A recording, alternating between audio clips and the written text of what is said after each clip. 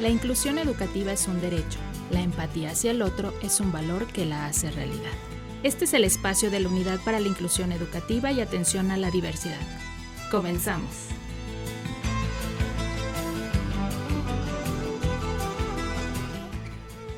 Bien, pues como todos los viernes a la 1 estamos con ustedes, les habla Eliseo Guajardo en el programa de Inclusión Educativa y Atención a la Diversidad y me acompaña... Hola, muy buenas tardes, yo soy Natalia Ocampo, bienvenidos a una emisión más. Hola, buenas tardes, yo soy Mayra y es un gusto estar en este programa. Muy bien, pues en esta ocasión vamos a abordar el tema desde la atención a la diversidad y nos referimos a que es un tema más bien, vamos a decir, pues de los pueblos originarios, de alguna forma un enfoque más de interculturalidad. Y para esto tenemos invitados y está con nosotros el doctor Anselmo Torres Arizmendi de la Universidad Pedagógica Nacional y la ahora maestra Leticia Cortés Cabrera, ¿verdad? Que vamos a hablar de la tesis que presentó en la maestría en Atención a la Diversidad y Educación Inclusiva recientemente con un trabajo de investigación en una región de aquí de Morelos, que fue Cuentepec, ¿verdad? Entonces queremos hablar de este tema. Primeramente, pues de alguna forma, pues para poder trabajar, Leti, tu tesis, hubo necesidad de utilizar herramientas ya muy probadas, ¿no? Que yo veo que en este caso, pues unas herramientas cuyo diseño y autoría es el doctor Anselmo Torres. Y entonces, pues, platícanos de eso. ¿Cómo fue que pudiste, pues, aprovechar, ¿verdad?, estas herramientas de investigación? Claro. Hola, ¿qué tal? Muy buenas tardes a todos. Mi nombre es Leticia Cortés. Mi trabajo fue más bien sustentado bajo el método Torres, que es de aquí el presente doctor Anselmo Torres Arizmendi, para poder analizar los factores que se asocian al abandono escolar. Mi investigación fue en abandono escolar en comunidad indígena, en la comunidad de Cuentepec, Morelos. Eso es. ¿Y en qué nivel educativo? Fue en nivel bachillerato. Nivel bachillerato. Bueno, yo recuerdo que hace muchos años se veía en la Ciudad de México con esta investigadora que veía que los chicos llegaban hasta tercero, o sea, sabían leer y escribir y se salían. Un poco iban hacia Iztapalapa o hacia Ciudad Neza.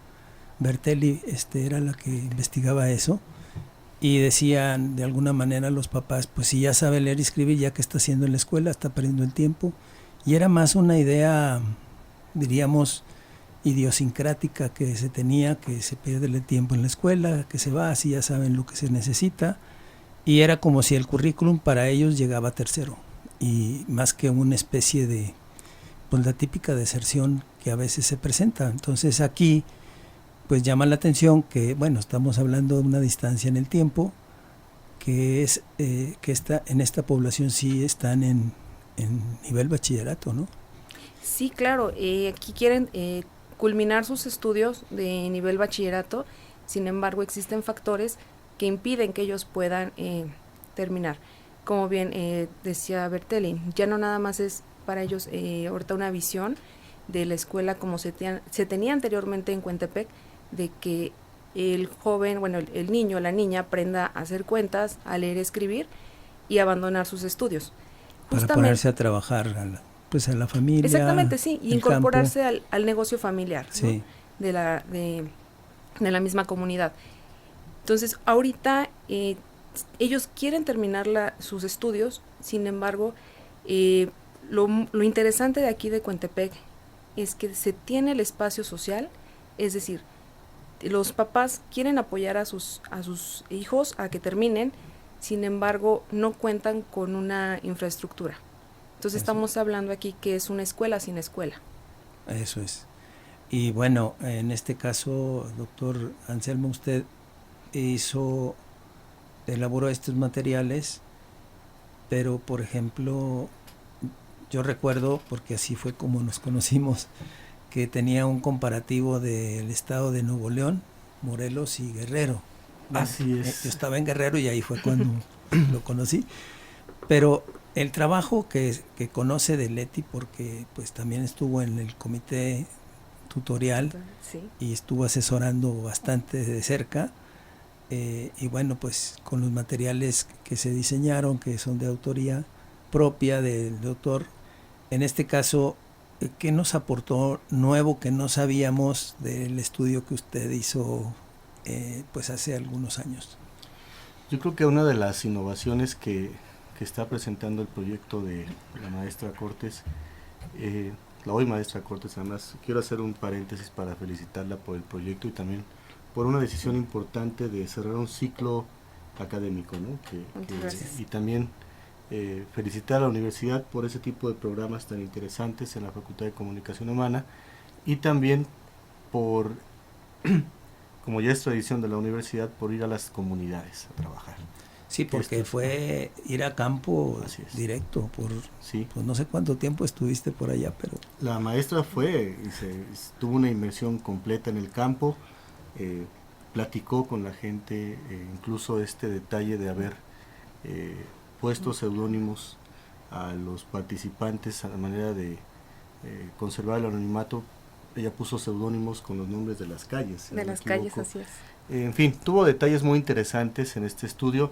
Definitivamente este método es producto de un estudio que se hizo ya hace varios años, que inició en Monterrey, en la zona conurbada de Monterrey. Fue auspiciado primeramente por el Comité Regional Norte de Cooperación con la UNESCO y después tuvo una serie de réplicas para hacer un estudio comparativo. Primero se hizo en Monterrey, después se hizo en Morelos, en diferentes estados, y después en el estado de Guerrero, efectivamente. Una cosa muy interesante, el estudio comparativo del cual se deriva este método se hizo básicamente en zonas urbanas y semiurbanas. Ajá. O sea, básicamente. O sea, la primera vez que se aplica en una zona, por decir, identificada plenamente como una zona indígena. Fue el ejercicio que hizo precisamente la maestra Cortés. Exacto. Y entonces esto le da un matiz completamente diferente y nos muestra pues una cara diferente de lo que hoy finalmente se está llamando abandono escolar, porque hasta hace... No se le llamaba así. Además, en vocabulario oficial se llamaba deserción. Deserción escolar. Que tiene una connotación culpígena completamente, ¿no? Es decir, viene de la milicia, en donde quien deserta es un traidor a la patria. Y entonces trae toda la culpa de haber desertado. Como el que deserta de las filas de un ejército, pues ya es un... Sí, es un traidor, tiene una cuestión culpígena. Y a partir de este estudio... y ya desde ahí hay una discriminación, ¿no? Claro, hay una etiqueta fuertemente, porque pareciera ser que por tradición el chavo que sale de la escuela se le señala, se le etiqueta como el que tomó la decisión, cuando no es cierto. No es cierto, es el sistema mismo, el sistema económico, el sistema de bienestar, el sistema educativo, el que de alguna manera propicia el abandono. Ajá. Es decir, hablar de abandono nos lleva entonces a hablar de un término que funciona en dos vías. Es decir, sí, el chavo en muchas ocasiones toma la decisión de abandonar, pero porque el propio sistema lo abandona a él. No le da las posibilidades. Pues antes de que él abandone, él ya fue abandonado por el propio sistema. Así es. Diríamos, está yendo, pero no se le están satisfaciendo sus necesidades para que rinda académicamente. Así es, y vemos entonces el abandono como un fenómeno que es una consecuencia de diferentes factores, desde cuestiones de bienestar familiar, cultural, económico, sin duda, y entonces el chavo se ve orillado. O sea que es, como se dice, multifactorial, pero solo se culpa uno de los elementos y quizá el que menos responsabilidad tendría en este fenómeno, ¿no? Sí, el actor principal aparentemente es el chavo, o sea, es el joven que abandona, pero pues es un joven que está en la adolescencia, en el caso del abandono escolar en media superior. Es un chavo que está en unas confusiones existenciales tremendas y que esta serie de factores lo están, de manera permanente, lo están golpeando, lo están influyendo desde la parte personal hasta la parte académica lo están influyendo bastante fuerte. Entonces, ahorita la innovación que considero muy importante de lo que acaba de terminar la maestra Cortés es el haberlo hecho en una comunidad indígena, como fue Contepec, ¿no? Sí. Y nos damos cuenta entonces cómo estas situaciones de discriminación que normalmente se dan en una población urbana, una población semiurbana, pues también en una población semirural, como puede ser Contepec, con población indígena, pues también se repiten, ¿no? Sí. Pero además ahí, creo yo, derivado de los resultados que tiene la maestra, pues las discriminaciones se van acumulando, ¿no? Sí. Es decir,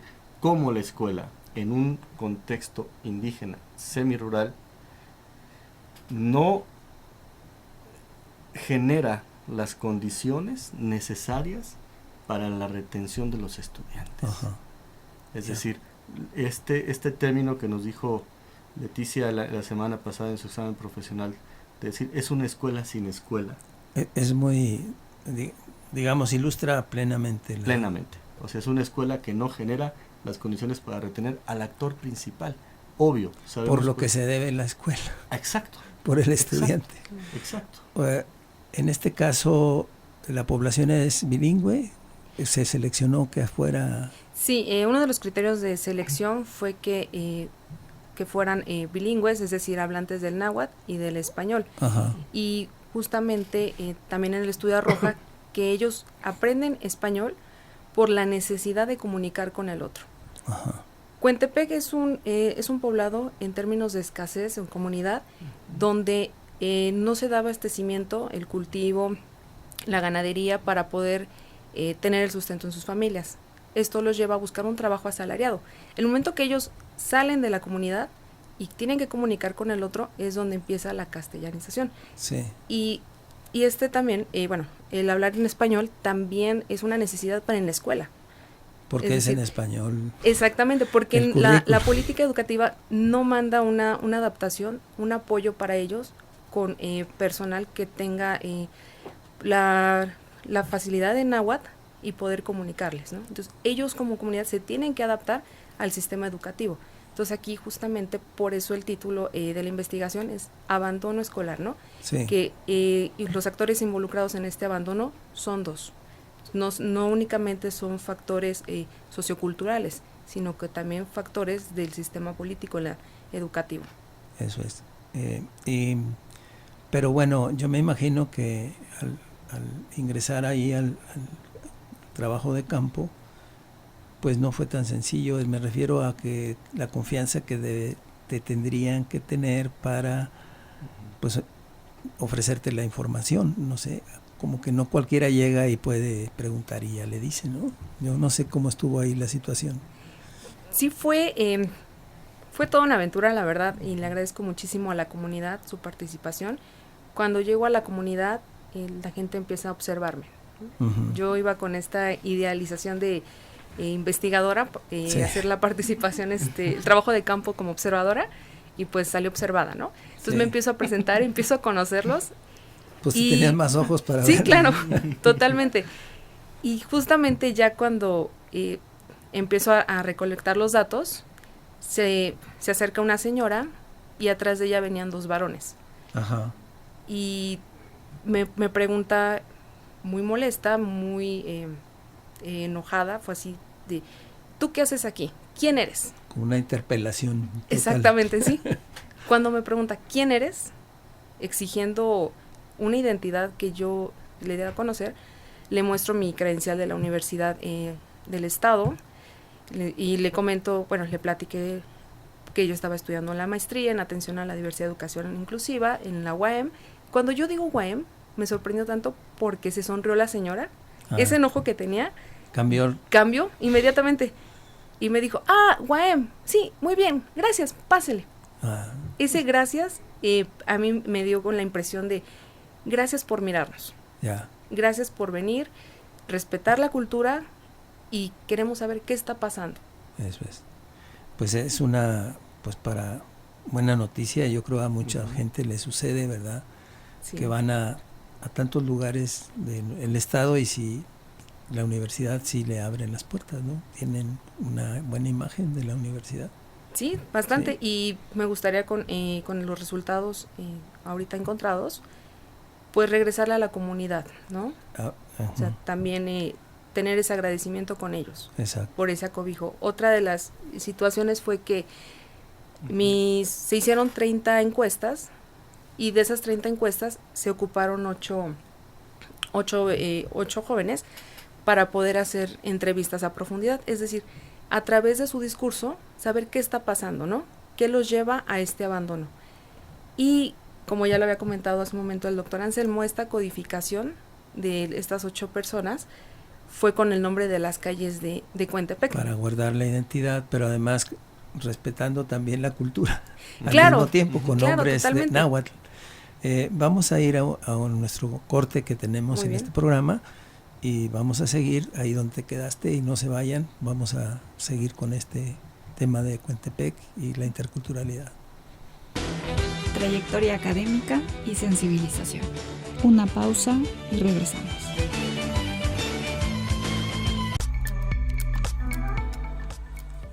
Muy bien, volvemos. Estamos con Inclusión Educativa y aquí el Liceo Guajardo. Tengo aquí invitados a Leticia Cortés y a el doctor Anselmo Torres, la maestra Cortés, que presentó su tesis. Nos está comentando cómo fue esta incursión, ¿verdad? Que se pudo con la confianza ya una vez identificado que pues iba de la universidad en este caso. Pero bueno, tú hiciste algunas encuestas, pero tú tienes información más cercana, además, ¿qué más pudiste realizar? Sí, bueno, como les había comentado hace un momento, de las 30 encuestas que se hicieron, se tomaron 8 participantes para sustentar cada uno de estos factores. Y la importancia del estudio aquí fue sus discursos. Sí. Saber a través de su mirada, sus vivencias, cómo han sentido ellos este abandono, cómo lo vivenciaron en la adolescencia. Y justamente salen 3 factores más representativos. Sí. Uno de ellos es el ambiente escolar, factor económico y el clima escolar. Entonces, aquí apunta que no fue para ellos un acto de irresponsabilidad el salir, ¿no? de la escuela. Todo lo contrario, ¿no? Dentro de los resultados está que es un acto para ellos de valentía, un acto de responsabilidad, el abandonar sus estudios. Ajá. ¿Por qué? Porque para ellos es prioridad poder llevar el sustento al hogar, poder incorporarse al negocio familiar y a la manutención de sus padres, que ir a la escuela. Uno de los discursos que me impactó muchísimo fue de una chica que comentaba, es que tenía que trabajar para poder ir a la escuela. Si yo no trabajaba, no se podía. No podía ir a la escuela. No, o sea, no tenía el recurso para, bueno, pues lo que son los gastos escolares, ¿verdad? Sí, claro. Sí. Sí, y ella comentaba que entonces estudiar es un gasto. Y no es mi prioridad. Mi prioridad es mantener a mis papás, ayudarles en casa. Entonces, por eso dejé la escuela. Entonces, aquí el sistema no tuvo un acobijo, no hubo, hablando en cuestión, una política educativa, una ayuda económica que pudiera tener esa permanencia con ellos, ¿no? Ese acobijo. Sí. Porque a veces las instituciones se comportan igual en donde estén. Si es urbano, si es rural, hacen lo mismo, pues obviamente que pues se portan igual con lugares distintos, ¿no? Y eso pues dificulta. Y también hay una pérdida para el sistema, ¿verdad? El que ingresen y no terminen, pues es un costo que está llevando el sistema. O sea, el mismo sistema está teniendo las repercusiones también. Aquí hay una cuestión que también me llama la atención. A mí me ha tocado algunos tesistas en lo que me toca trabajar así académicamente, y cuando van a usar un método o algo que ya está diseñado, pues solicitan el permiso al autor correspondiente, se los ubican, pero les tienen un costo de usar el material, de el investigador, el científico que ya diseñó eso, y algunos pues el costo a veces no se puede cubrir y tienen que hacerlo de otra forma. Pero aquí el doctor Arismendi que nos diga si hubo necesidad de un costo para ello o fue tan generosa su participación que pues estuvo completamente, digamos, a tu disposición. No sé, doctor. Yo creo que hay un proceso importante que es la democratización Ajá. de la construcción del conocimiento. Y Sí. todos aquellos que hemos tenido esta oportunidad de hacer estudios superiores, maestrías y doctorados, tenemos un compromiso con la sociedad. En mi caso, pues la sociedad mexicana. Yo soy mexicano orgullosamente. Sí. Y este método, que si bien sí fue pues muy probado, muy avalado incluso por Naciones Unidas, pero le pertenece a todos, pues nos pertenece a todos. No es mi método, es el método con el cual se hizo una serie de estudios en 3 estados y que fue producto de estudios financiados por el CONACYT, que son pagados por la gente. Entonces yo creo que todo producto de investigación, ya sean métodos o reportes de investigación, nos pertenece a todos, ¿no? Yeah. Entonces ningún inconveniente en que alguien lo use, ¿no? Sí. Y más con un fin que sea el de manifestar la realidad, que a veces no es tan fácilmente vista, ¿no? O sea, el hecho de que vaya una investigadora como Leticia y tenga una inmersión en una comunidad y pueda extraer toda esta información y ponerla en la mesa a discusión, porque muchas de estas investigaciones acaban siendo una denuncia social, ¿no? Sí. Entonces, pues, yo creo que no hay costo para eso, o sea, por el contrario, qué bueno que se esté usando y que pues pueda en un momento dado poner en la mesa de la discusión las condiciones en las que se está llevando a cabo, que es como el mundo invisible, ¿no? Es decir, esto no está en la literatura regular, Sí. no está en los medios de comunicación, sino está en las investigaciones que precisamente se llevan a cabo con recursos de la gente, del pueblo, de la universidad, pues. Entonces, ¿por qué habría que cobrar, no? Yo creo que en lo absoluto, ¿no? Para nada. Sí, porque ves, digamos, la investigación, los resultados se publican, esto es, literalmente se hacen públicos y ya son de todos, pero hay veces que la tecnología con la que se consiguen, ahí queda más en privado y entonces ahí el recurso tiene otro destino, ¿verdad? Entonces eso a veces no es tan abierto, tan público en este Mi caso. perspectiva es que la construcción del conocimiento no se tiene que comercializar. Entonces también es para eso. todos. Sí, Muy bien. es. Y este trabajo de elaborar esta metodología se hizo desde, por decir, desde el doctorado. El estudio de abandono, del cual se derivó el método, fue derivado de estudios de postdoctorado también en Estados Unidos. Eso es. Mi tesis doctoral fue completamente en otro tema, pero este fue un estudio que se hizo en una estancia postdoctoral que hice y que precisamente comenzó en Nuevo León, en la zona urbana de Monterrey, urbana y conurbada. Conurbada. Entonces ahí fue donde, de ahí se derivó, pues. Maybe. Y después de eso pues ya se replicó en otros estados como Nuevo León, como Morelos y como Morelos y Guerrero también. Los resultados son muy importantes. Yo recuerdo que esa vez el trabajo, se diseñó las entrevistas vía telefónica, ¿no? Sí. Me acuerdo, para que fuera una muestra más amplia y bueno, no fue en situ. En este caso sí fue una muestra pequeña, pero además directa, ¿no? Sí, una pues de las características que tuvo el estudio de la investigación de Leti es que ella fue y estuvo inmersa en el lugar.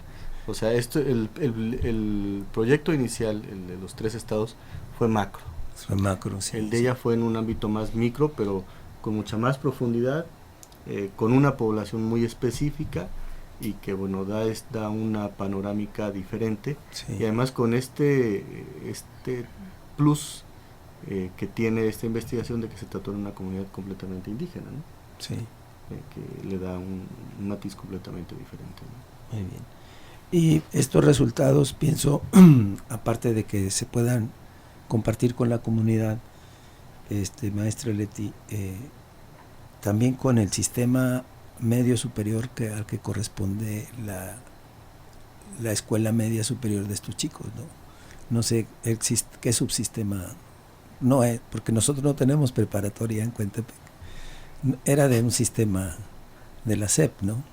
Sí, es más que, bueno, primero pedir el espacio, ¿no? Uh-huh. Ver que las condiciones no son aptas para poder llevar un acompañamiento para esta permanencia. Sí. No nada más es hablar de, sí, los factores en porcentajes, ¿no? Y dejarlo ahí, ¿no? Sino que ver con con las autoridades pertinentes, cubrir esta infraestructura y apoyarlos, ¿no? Uh-huh. Es decir, mi estudio va para mirar al otro, ¿no? Desde una perspectiva más humana. Eso es posible, porque si bien yo soy psicóloga de formación y esta parte del ámbito de las humanidades me llevan a querer seguir adelante, ¿no? Muy bien. Ayudarlos, llevarlos a medida de lo posible, tratar de darles ese espacio para no volver a caer en esta frase de una escuela sin escuela, ¿no? Eso es. Muy bien, pues es una muy buena conclusión. Hemos terminado el programa, doctor, si nos quisiera dar una conclusión de este trabajo que se hizo con su material. Pues básicamente que invitar a los radioescuchas a que lean la tesis, la investigación de Leti. Seguramente va a haber algunos ejemplares en las bibliotecas, tanto de la Facultad de Comunicación Humana como de la Biblioteca Central, de igual manera. Digital también. Digital. Ahí hay un reservorio en la universidad que se puede poner y ahí se puede consultar. O que localicen a Leti, yo estoy seguro que ella estaría feliz de compartir claro que sí, su información. Con mucho gusto. Y nuevamente felicitar a la universidad por ese tipo de estudios que permiten pues un acercamiento, que rompen estas burbujas entre la universidad y la vida real, ¿no? Es decir, hay que llevar a la universidad, como se ha hecho por tradición en esta universidad, hay que llevar a la universidad a la vida real y ahí mismo en esos entornos crear conocimiento que coadyuve a la transformación, ¿no? Muy bien, pues muchas gracias a ustedes por estar con nosotros y gracias a Normita que estuvo en los controles y los esperamos el otro viernes a la 1:00 p.m. en Inclusión Educativa. Muchas gracias. Gracias.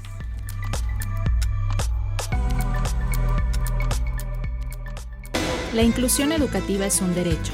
La empatía hacia el otro es un valor que la hace realidad.